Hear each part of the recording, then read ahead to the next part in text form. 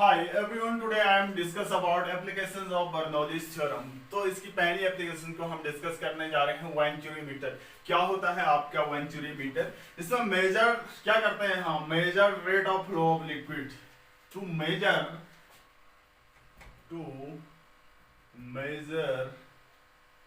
Rate of flow of liquid. इससे हम क्या करते हैं? Rate of flow of liquid को मेजर फाइंड करते हैं। तो rate of flow liquid through a tube या किसी ट्यूब से थ्रू ए ट्यूब। अब देखो रेट ऑफ फ्लो हम जानते हैं क्या कहलाता है, किसे कहते हैं? रेट ऑफ फ्लो जो होता है एरिया इंटू वेलोसिटी होती है। हम इक्वेशन ऑफ रेट ऑफ जो फ्लो होता है, रेट ऑफ फ्लो जो होता है वो क्या होता है आपका? एरिया इंटू वेलोसिटी होती है, ये हम जानते हैं। इसी को हम रेट ऑफ फ्लो कहते हैं, यानी ए इंटू वी को हम क्या कहते हैं? Rate of flow. सपोज क्या है? ए क्रॉस सेक्शन एरिया है, वी क्या है? उसकी वेलोसिटी है। तो ये हमने उसमें पढ़ रखा था, किसमें? Equation of continuity. ऐसे to find the speed of flowing liquid, इसमें हम क्या कर सकते हैं? यानी रेट ऑफ फ्लो फाइंड कर सकते हैं, या टू फाइंड, ये भी हो सकता है टू फाइंड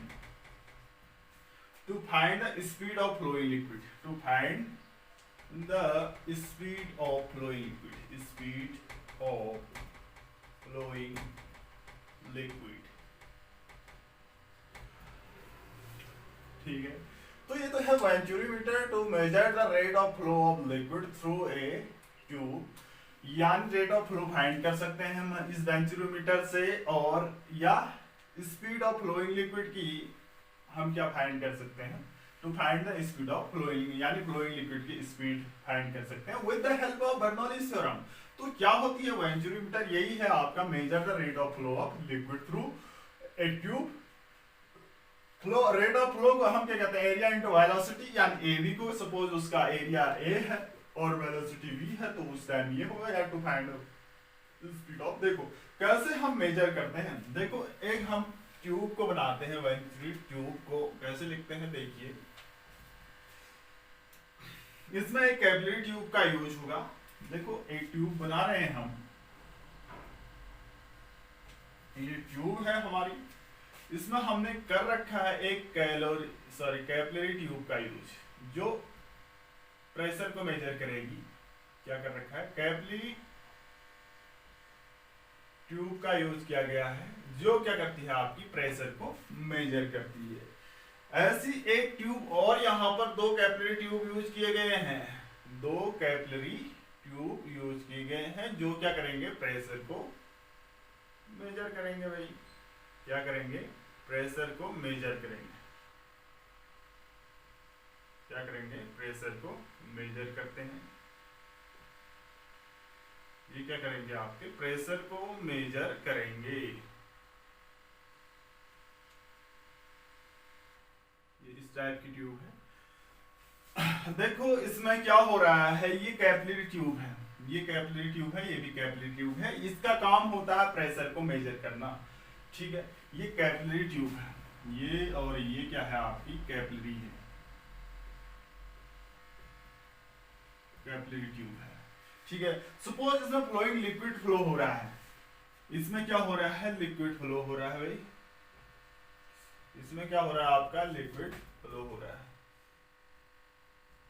इसमें लिक्विड फ्लो हो रहा है। इस ट्यूब में भी क्या होता है? आपका लिक्विड चढ़ता है कैपिलरी ट्यूब में। इसमें सपोज मैं कह रहा हूं, इसमें क्या है? इसमें ज्यादा अमाउंट में क्या हो रही है? आपकी फ्लो हो रही है, और ऊपर तक चढ़ा है, इसमें कम अमाउंट पर चढ़ा है। सपोज ये डिफरेंस आपका जो है, ये ऊपर नीचे का डिफरेंस, ये एच डिफरेंस है। अभी थोड़ी देर में समझ में आता है। अगर ये फ्लूइड क्या होता? स्टैटिक होता तो हॉरिजॉन्टल सरफेस का प्रेशर सेम होता, और यहाँ पर फ्लूइड क्या है? फ्लोइंग फ्लूइड है। फ्लोइंग क्या है? फ्लूइड है, तो उस टाइम अलग अलग प्रेशर होगा। अगर ये फ्लूइड क्या होता? रेस्ट में होता, तो इस सरफेस में कहीं पर भी प्रेशर सेम होता।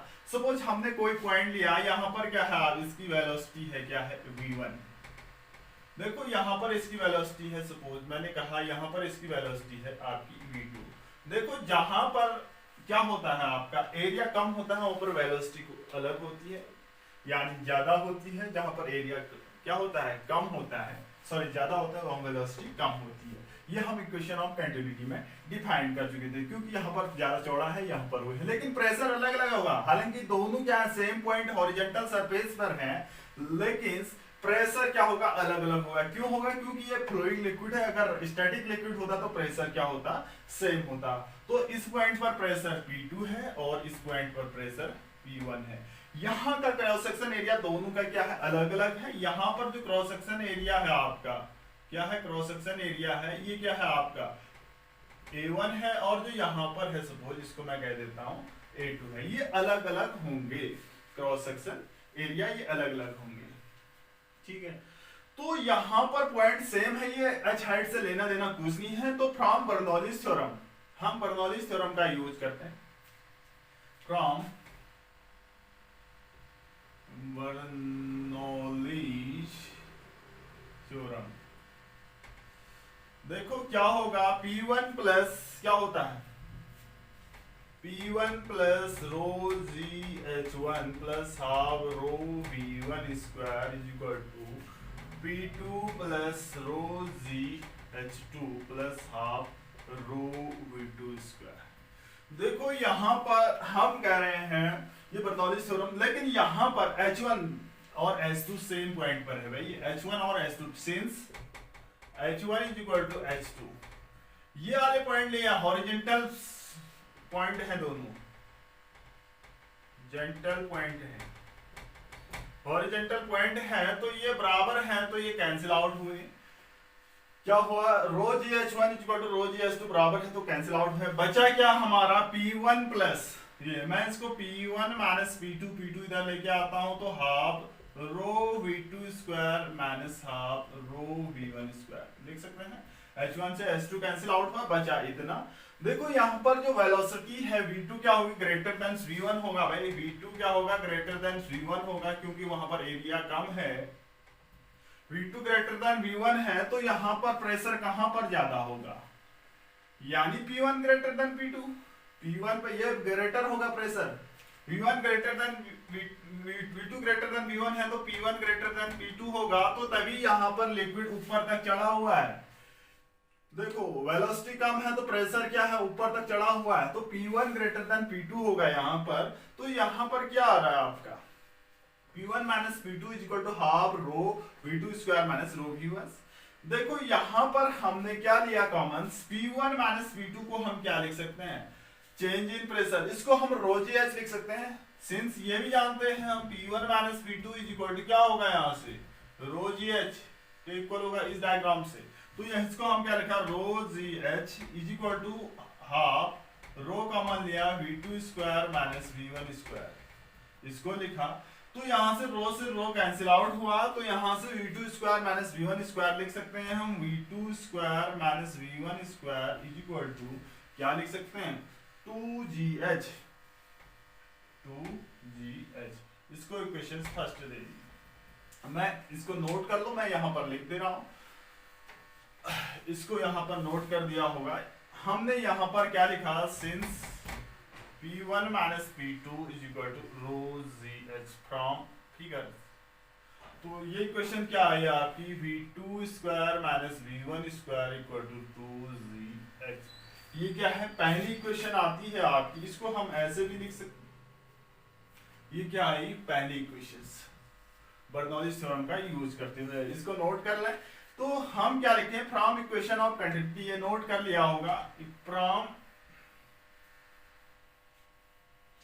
Equation of continuity, from equation of continuity क्या होता है आपका, A1 V1 is equal to क्या लिखते हैं हम, this implies that A1 V1 is equal to A2 V2, this implies that क्या लिख सकते हैं हम यहाँ से, V2 upon V1 is equal to V2 upon V1 is equal to क्या लिख सकते हैं, V2 upon V1 equal to A1 upon A2, A1 upon A2, equation 2 आएगी। देखो फ्रॉम इक्वेशन 1 से मैं क्या कॉमन ले रहा हूँ, फ्रॉम इक्वेशन 1 देखो V1 स्क्वायर में कॉमन लेता हूं तो क्या बनता है आपका, तो v1 स्क्वायर कॉमन लेता हूँ, v1 स्क्वायर कॉमन लेता हूँ तो ये क्या बनेगा v2 अपॉन v1 का whole square minus 1 is equal to 2gh।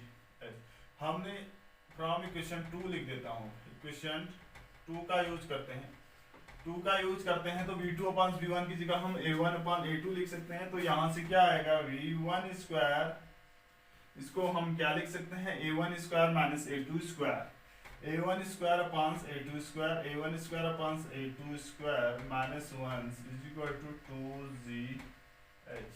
This implies that यहाँ से v1 स्क्वायर हम लिख सकते हैं, क्या लिख सकते हैं v1 square is equal to 2gh।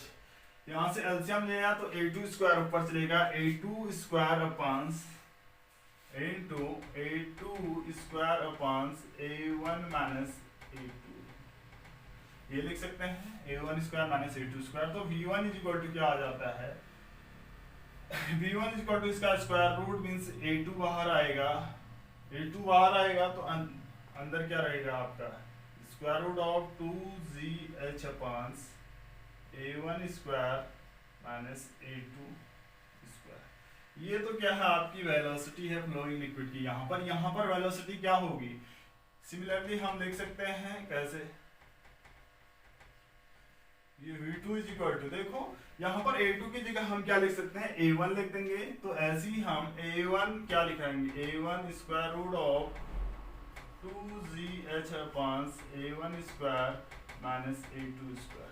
ये क्या है यहाँ पर जो वेलोसिटी है, ये दोनों डेरिवेशन बन जाते हैं आपकी, यानी फ्लोइंग लिक्विड की वेलोसिटी हम लिख सकते हैं। ठीक है, ये तो है आपका v1 और v2। ठीक है, तो यहाँ ये तो स्पीड है फ्लोइंग लिक्विड की, और ऐसी रेट ऑफ फ्लो भी हम लिख सकते हैं कैसे v1 v2 है, पता है मैंने कहा रेट ऑफ फ्लो क्या होता है ab होता है भाई। देखो रेट ऑफ फ्लो भी लिख सकते हैं हम, क्या होता है rate of flow is equal to rate of flow is equal to ab is equal to a1 v1 is equal to a2 v2। देखो a1 v1 means a1 into v1, ये है a1 v1 means a1 a2 square root of 2gh upon a1 square minus a2 square. ऐसे a2 a1 हो जाएगा, ये a2 a1 square root of 2gh upon a1 square minus a2 square. ध्यान रहे कि rate of flow ab है, multiply कर देते हैं, दोनों सेम आते हैं। Rate of flow is equal to a1 a2 upon root 2gh1 a1। देखो यहाँ पर a1 तो है, v1 की जगह मैंने ये रख दिया, यहाँ पर a2 है, v1 की जगह ये रख दिया, तो दोनों सेम आते हैं आपके। तो ये तो है रेट ऑफ फ्लो या स्पीड ऑफ फ्लोइंग लिक्विड, हम इसको डिस्कस कर चुके हैं।